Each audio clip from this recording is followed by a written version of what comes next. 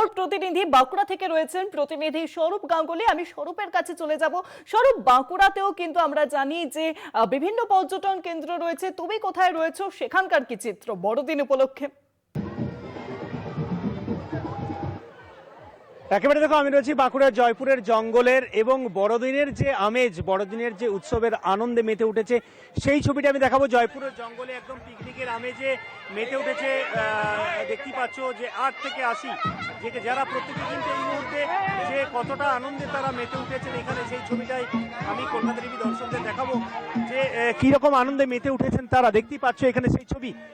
এখানে দেখতে পাচ্ছ একদম কচিকাঁচা থেকে শুরু করে যারা আজকে প্রত্যেকে কিন্তু একদম ফুল মাস্তি, ফুল এনজয়।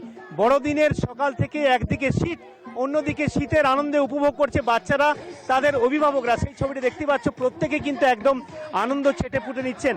এবং এখানে যেমন বলছি, আজকে কেমন লাগছে? দারুণ! আজকে ফুল এনজয় করবে? হ্যাঁ। আজকে পড়াশোনা নেই? না, আজকে এখানে কি জন্য এসছো? খেলবো, নাচ করব।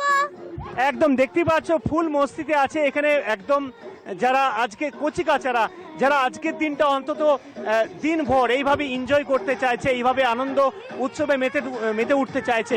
এখানে অভিভাবকরা রয়েছে, আমি কথা বলবো, যারা আজকে এখানে অন্তত পক্ষে এনজয় করছেন একদম সান্তা ক্লজ সেজে।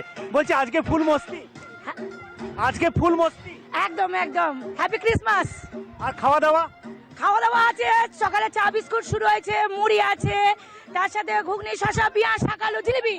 দুপুরে আছে সাদা রাইস, সোয়া চিলি। একদম ফুল প্ল্যানিং, একদম প্ল্যানিং, সমস্ত বাধা ভাঙন, একদম সব বাধা ভেঙে আজকে কি ফুল উচ্ছ্বাস?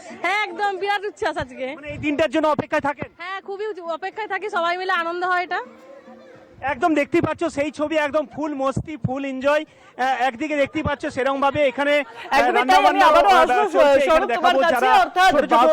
জয়পুর জঙ্গলে মানুষজন একেবারে আনন্দে মজে উঠেছেন।